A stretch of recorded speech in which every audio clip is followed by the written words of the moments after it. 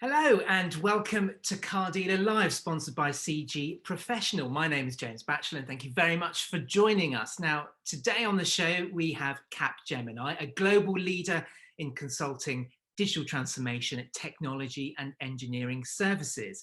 Now, the reason why we're chatting today is that he's recently published a fascinating report titled Finding a New Balance in the Automotive Industry. And to talk to me more about the report is Rob Pears, Vice President, Head of Automotive and Manufacturing UK at Capgemini, and Markus Winkler, Executive Vice President, Global Automotive at Capgemini. And they join me now. Hello, gentlemen. Hi, James. Hello, James. Hello.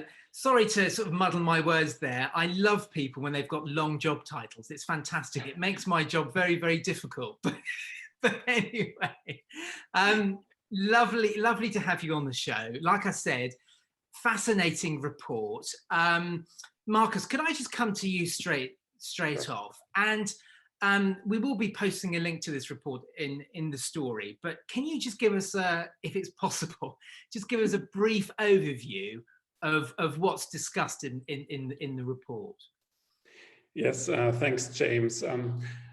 I mean, first of all, I think it was time actually for such a report because there's so many things are happening currently in the automotive industry. As you know, this industry is in constant transformation since years, and now after the digital transformation has hit now the industry and the industry is reacting on it. And CASE was the paradigms for connected, autonomous, shared electric was the paradigms a few years ago. Now it shifts slightly, and now the COVID situation, the pandemic situation is now even accelerating this transformation in the automotive industry. So we thought about, so what's next now? What's now and what's next? And we are, I think, quite convinced that the automotive industry now has to refocus a little bit. So it's much more than the CASE paradigm that we are facing to actually tackle this transformation. So this report is mainly about 3-4 sections. I mean, first one is sustainability. This is really not really new, but I think the effect that it will have on the future will be significant, and we have to be much more proactive on this topic. The other one is around customer centricity, meaning the customer is in the focus. Also not quite new, you can argument, but specifically with going e-commerce, with going maybe towards an agency model, going towards new services as well. So not only the vehicle, but also additional services. The customer centricity topic is more new than ever.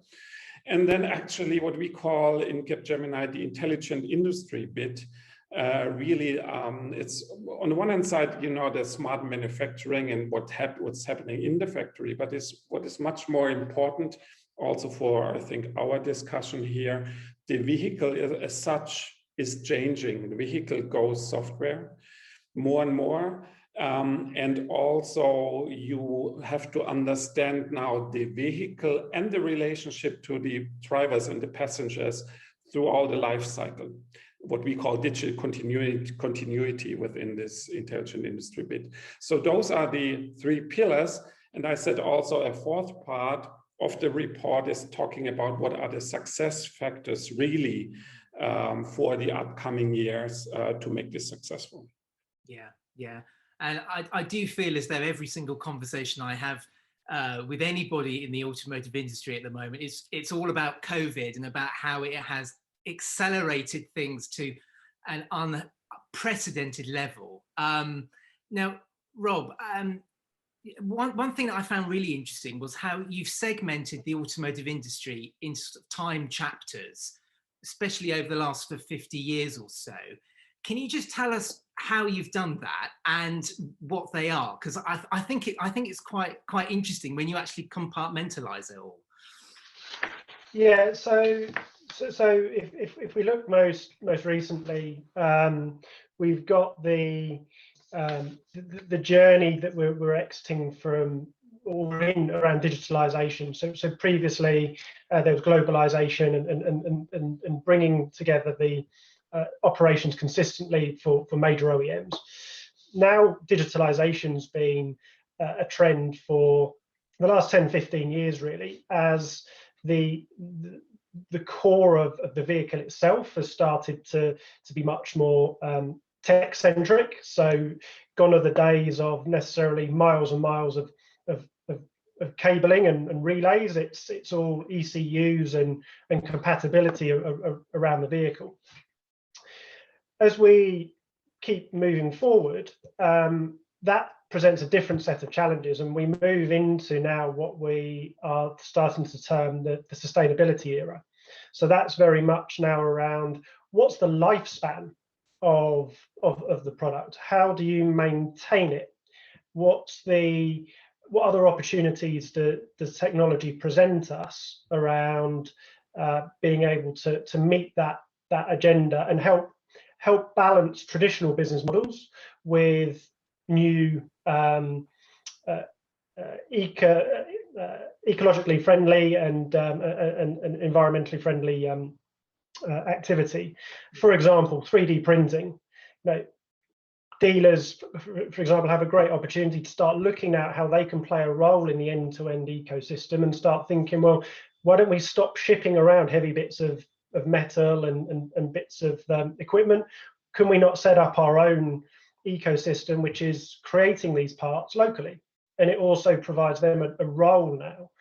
And you've also got to look at the lifespan of products. So it's great to be able to go electric, to go hydrogen, whatever the power is. But we've all had the challenge of obsolescence with our laptops and so on. It's incumbent now on OEMs and organizations like ours and others to advise with future-proofing in mind. So partnerships with major tech providers, we've seen a lot of it in the industry with the big tech players and partnerships between OEMs. How do you create a future which means we don't build almost single-use cars? Yeah, we don't want single-use. We're against single-use plastic. Let's get into a mode of transport which sees us being able to make the best of the investment we've made in manufacturing that thing in the first place. Yeah. I'll come back to you on the sustainability issue in a second, Rob. But I just want to talk about digitalization, Markus. Now, for many dealers watching this, many of them will feel as though this is a journey they've only just started on, and yet it's been happening for quite some time. So for those dealers sort of watching this, it's really important for dealers to actually realise and recognise that there are these new trends coming along, and it's something we've all got to sort of come to terms with, isn't it? Yeah, absolutely. I mean, on the one hand side, of course, you can argue, yes, that's a trend which is coming, but I think it's much more than a trend. It's becoming here to stay. It will become more and more part of the actual business model. I think this is what I would like to advise here. And you see this specifically in this, let's say, lockdown periods. All over Europe, all over the world, basically, that's the only chance to get in contact with the dealership was to go digital, actually. And of course, use the phones, but also, you know, what about, let's say, if a consumer wants to be consulted into how does the car interior look like, and so on. This is just not possible, or was not just not possible during the lockdown periods. And then, of course, this digitalization now finds more and more a convenience factor as well. You see this, if I draw a parallel also in the consumer products industry, where we are also quite active as Capgemini, you see this as well. Then people get used to shipments, actually get used to order online, and so we generally see this as a really more than a persistent trend. It will be part of the business model of the new dealerships to cover both. That does not mean that the showroom is dead, no, but actually how to utilize the showroom for consumers which bet on a convenience and or even react on insecure times. Yeah, yeah. Now, Robert, we were talking about these mega trends coming: sustainability, customer centricity, and intelligent industry. Let's just talk a little bit more about sustainability. I mean, really, this is a word which, for the automotive industry, it's relatively new, isn't it? Because, you know, on a simple level, the car industry relies upon new technology coming along, people changing their cars frequently. The whole sustainability issue is relatively new, really, isn't it? It is, yeah. I mean, certainly for manufacturers, there's been an element of work on it over years, but more around materials and efficiency in production lines and supply chains, perhaps. But it's predominantly normally been with an efficiency or an economic model behind it. I think that the relationship that the industry has with the environment, with its customers now, has fundamentally shifted. No shadow of a doubt.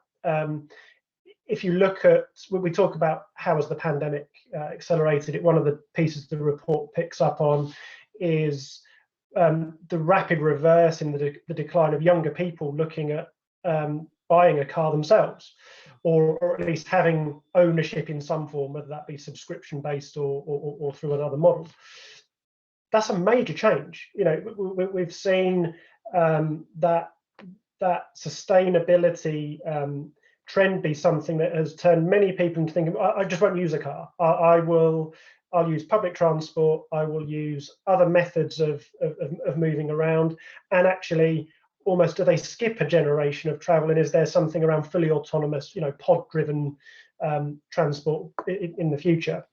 So I think one of the things I always look at with the automotive industry is how quickly it tends to adapt and adopt changes.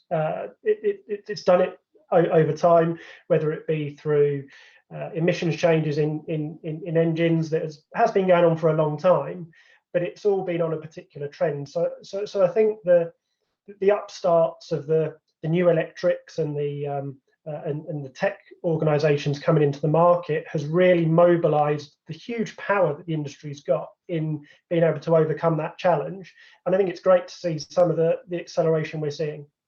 Yeah, absolutely. I couldn't agree with you more there. Now, Markus, we've spoken to Capgemini before about agency sales, car subscriptions.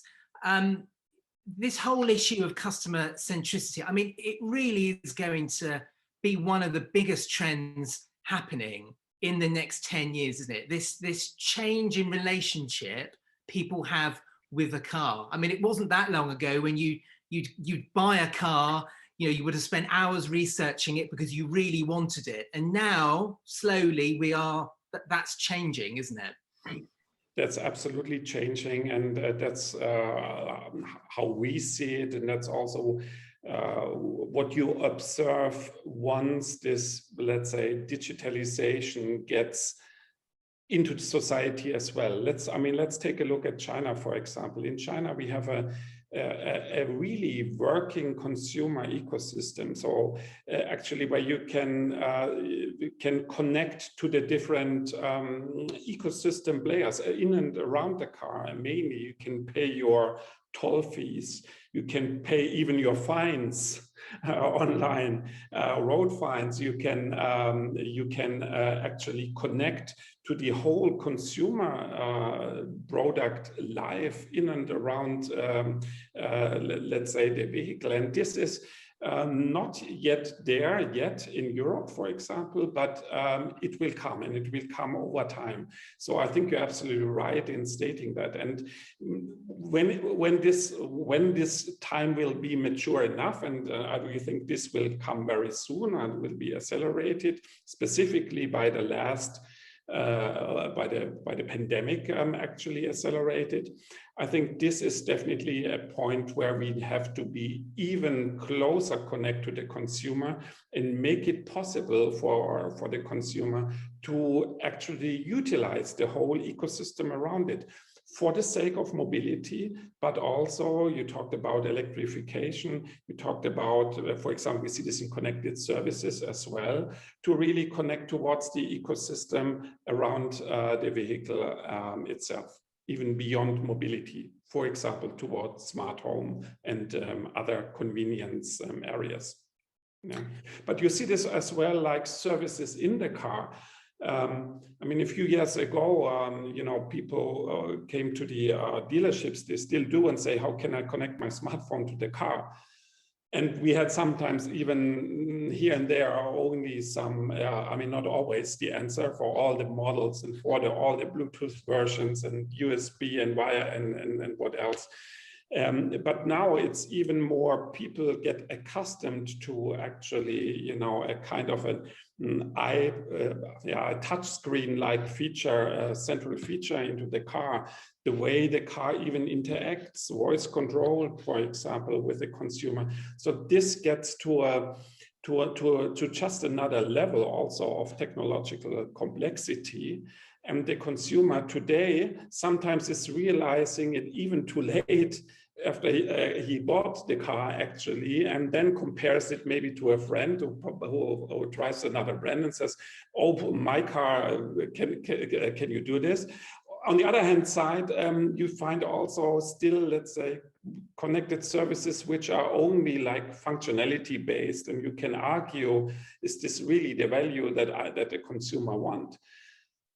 The trend that we see here is that those connected services go more and more closer to the vehicle technology, like, for example, functions on demand, switching on off specific functionality in the car, whether it's specific light metric systems or what else, whether it's smart cars with smart parts, which are already built into the car and can be activated, for example, through a subscription model. Yeah. And I also think it's interesting how you've got brands like Volvo and Polestar and, you know, using and sort of a Google-based Android system for their touchscreens, you know, partly because it works very well, but also because it's about familiarity, isn't it? And people, it's bringing that smartphone level of technology into a car, and people just feel more comfortable using that. Absolutely. If you already have a voice-based smart home system, then maybe, you know, in your next car, you also ask, okay, I heard actually that brand XYZ is already, you know, having a specific voice assistant in the vehicle. Why does my car, you know, why does the latest model that I want to buy not reflect this? So people are more and more comparing their, let's say, convenience that they have in-house, in their house, actually, to the car and to the overall consumer journey. Yeah. Markus, let me just stick with you for a moment. Now, we've been, as everybody has, covering this subscriptions and agency sales models in depth here at Car Dealer. And we do get a lot of dealers get in touch with us saying that they're concerned about this future. What would you say to car dealers who are a little bit concerned about their business changing in the next 10 years? I mean, it's a good question. I think on the one hand side, I mean, we had, I think, even a separate webinar about agency sales where you can find details. But I think generally, I mean, time is commencing now, and I think we have to take a second look on the capabilities, what we want to be for the consumer at the end of the day from a dealership perspective and whatnot. Similar to actually what even the manufacturers are doing from an OEM manufacturer perspective. You would say, will I be only the supplier of vehicles for a mobility system? Or will I still, let's say, provide the metal, and now even the metal plus the software, by the way, towards the consumer. And this is actually where I want to excel in. I think the same question towards dealership is the right one, to reflect a little bit who do I want to be, who I want to be served for. But at the same time, you also think as a dealership, you have to fight for your right to be part of this new setup. That means as well, let's take a practical example, connectivity services. You could, of course, imagine quite conveniently to order a specific connectivity package through your car. You can also order it maybe by your smartphone. But why not, for example, buying a package of connectivity services, prepackaged, for example, from your dealership? If you also compare this towards another industry, I discussed that with Rob recently, when you buy a pay TV, a famous one, broadcaster in the UK, you can do this online, you can do it by phone, you can even go maybe to the shopping center or even in the supermarket and buy it. And why not actually taking this multifaceted, also this different channels as a chance to get participated in it? And of course, you have to fight as well in an era that you are agency, then it will be more an agency fee. But at the end of the day, you have to be rewarded as well on the delivery of the car, on the relationship to your consumer, and to the value at the end of the day that you bring on the different consumer touch points. And those consumer touch points, and this I think is key, they do not only happen in the showroom. They are happening much more in advance, and they are happening through the life cycle, the usage of the product. And with this extension in mind, I think there are more possibilities than actually looking in your showroom and deciding whether a consumer or a walk-in is served quite well or not. Yeah. And a lot of this will be, the role of the dealer will change, and they'll be able to focus more on customer service and facilitating the needs of the customer. And it's just going to change. I think it really is fascinating. Now, Robert, the last part of the trend, or the third trend, is about intelligent industry. Now, just tell us a little bit more about that. Yeah, so intelligent industry is something that is a phrase that we've coined around what in our industry speak, excuse me for a second, to set the background, is about integrating what we would typically call information and operational technology. So normally you would have what's going on in the factory floor and what's going on in the office separated in some form in the way in which technology works, in simplistic terms. Intelligent industry is about very much integrating all of that. It's also about looking at the points that you could connect and integrate that break down traditional silos. So this, for example, take a more extreme version. Why not have the dealer in this scenario actually engaging and helping define what digital services need to look like in that car? So that goes all the way back through the supply chain, through to design, through to the R&D departments of those OEMs. That says, if we can do this, because it's those dealers that have the interaction with the customer, they're the ones that have the data, they're the ones that today have the various history and buying behaviors and all those sorts of things. So intelligent industry presents an opportunity for dealers to be able to start to leverage, if that's the capability that my brand is investing in as a way of working, as a way of trying to exploit technology, then how do I partner with that? So intelligent industry then starts to look at what are the emerging technologies that will add further intelligence. So that's where you get artificial intelligence. So You think about the communication channels in autonomous. So you look at vehicle to vehicle, vehicle to anything, whatever the autonomous levels are going to drive in the future. What opportunity does that present? Well, actually, why not have products and services and tutorials and whatever it might be that you package up as something which helps with that whole brand experience. You see other technology resellers in other industries adopt that sort of an approach. It also looks at technologies like 5G. So the UK again is pretty well advanced on a global scale. It's normally in the top sort of 10 or so countries that when a new mobile technology is available, we're generally pretty good at rolling it out. Now, I know I'm sat here saying that. I'm sure there are people watching this who are going, that's great, but I can't actually browse the internet right now on my phone because the signal's not great. But as a general rule, we're not bad as a country at rolling that out. 5G does present huge amounts of opportunity to be able to share huge amounts of data very quickly, very securely between different devices and products. That's where the rate at which we can adopt use cases for that. So in some ways, it's technology looking for solutions to be built around it.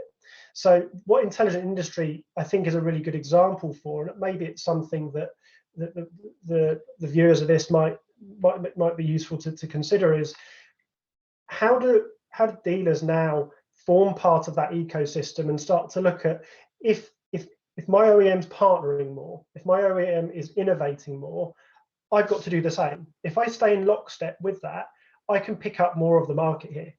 And that's the opportunity. Every time there's disruption, there's opportunity. So I think the whole Intelligent Industry continuum into dealers, into sales and operations is something that presents just as much opportunity. Oh, it's really interesting. Let me just stick with you, Rob. I mean, one line that I read in the report really stood out for me, and it's this line of, automotive companies will increasingly resemble tech companies like Google, Microsoft, Amazon, etc. I mean, do you think in the next 10 years we could see some of the legacy manufacturers, some of the manufacturers with great automotive histories, do you think we could see them disappear if they don't become tech companies, essentially? I'm not so sure it's as stark as that. Different markets for a start will evolve in very different ways.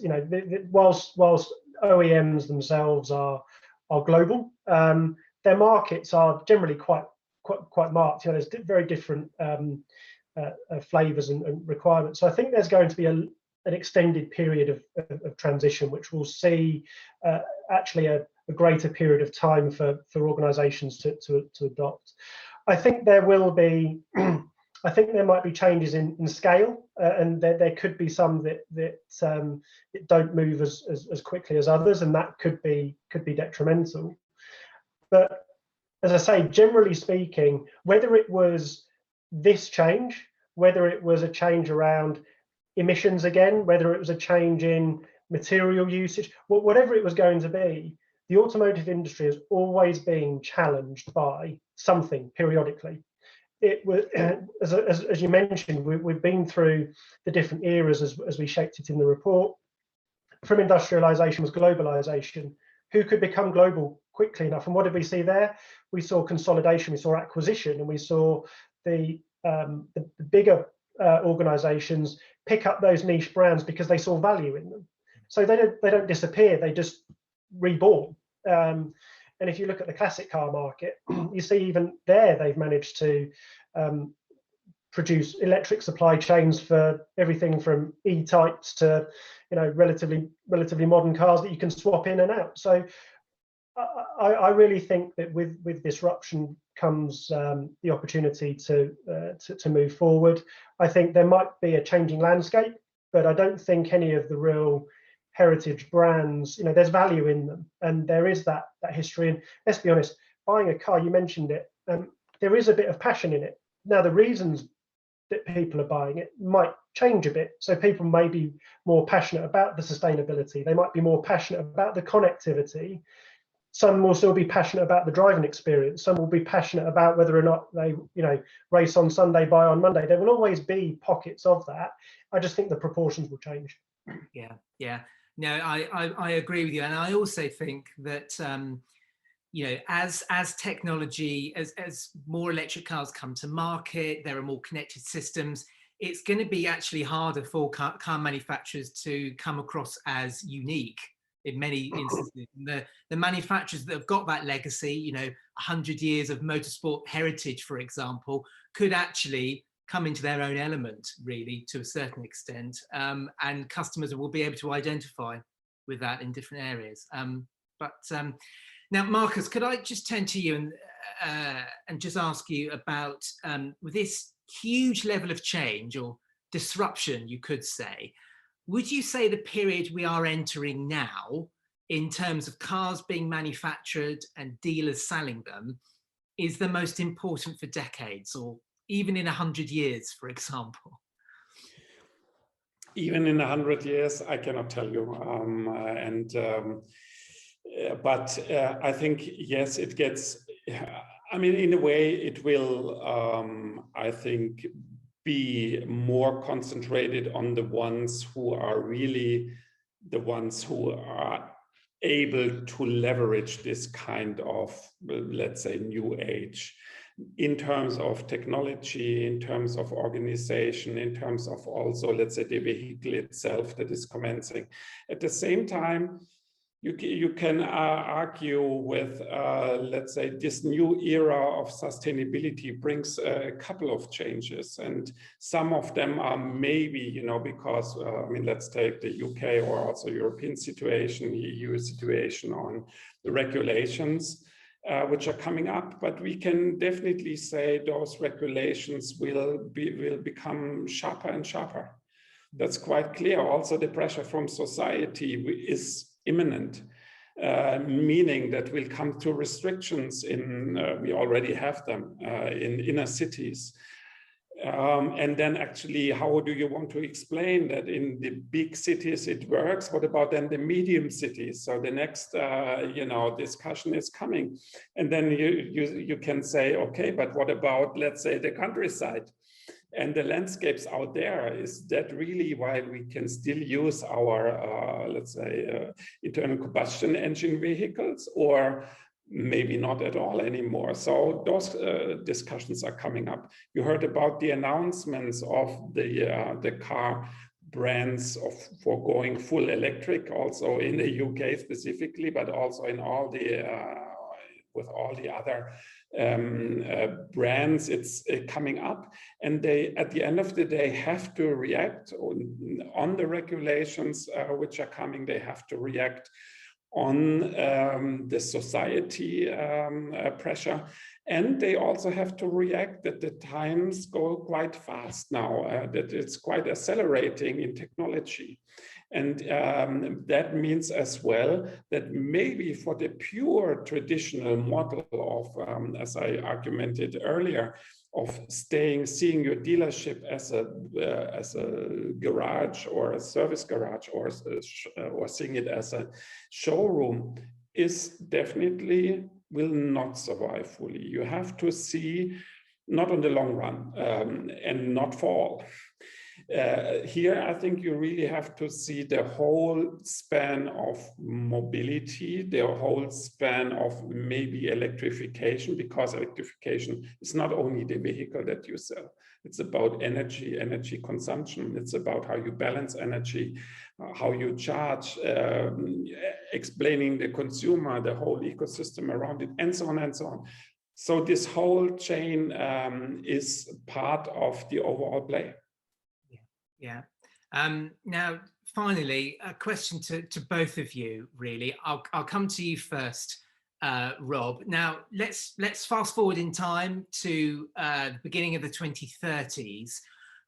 What do you think would be the mark of a successful company in the early 2030s?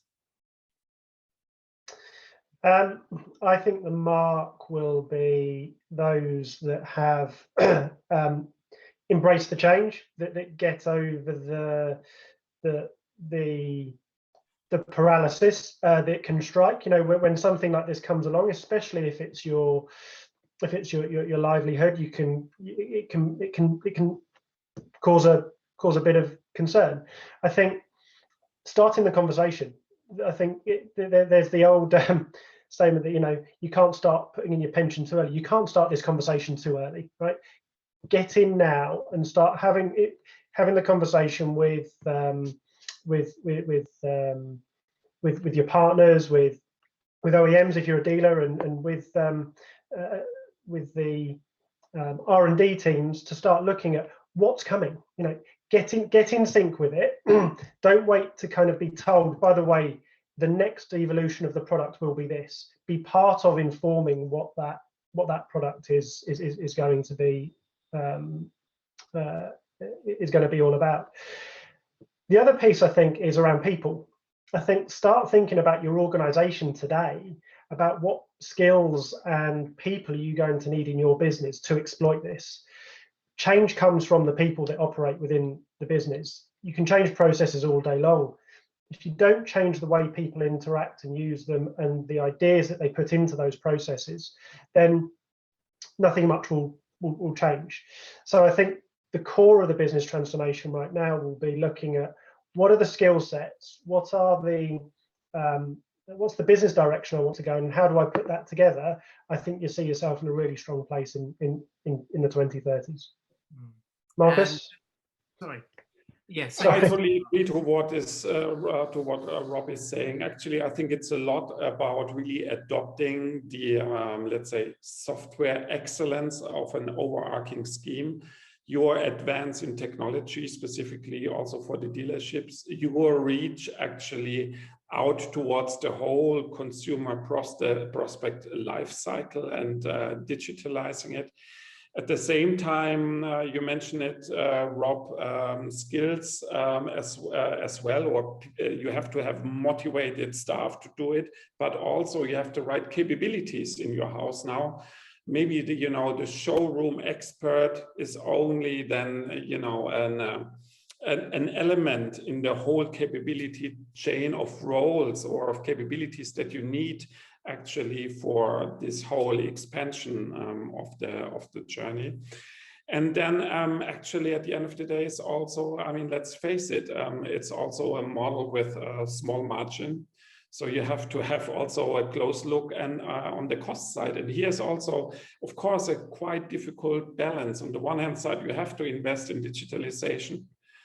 And at the same, and also in the brand experience as such that, the car brands want you to have. And at the same time, you have to manage also your cost basis. And this is actually which will make the winners, the right balance of all those new challenges which are coming up, from actually getting more sustainable, getting more consumer focused, and getting more tech savvy for the next decade. This will be, I think, key to success. Fantastic, a fascinating discussion there, gentlemen. I'm sure we'll be talking lots more in the years to come, but for today, that's all we've got time for, I'm afraid. But thank you so much for coming on, Rob and Markus. Thank you. Thank you. Thanks, James. More than welcome. So that's it for today's Car Dealer Live. If you'd like to be involved in a show just like this one, then please do email me, james.batchelor@blackballmedia.co.uk. But for today, thanks very much for watching, and goodbye.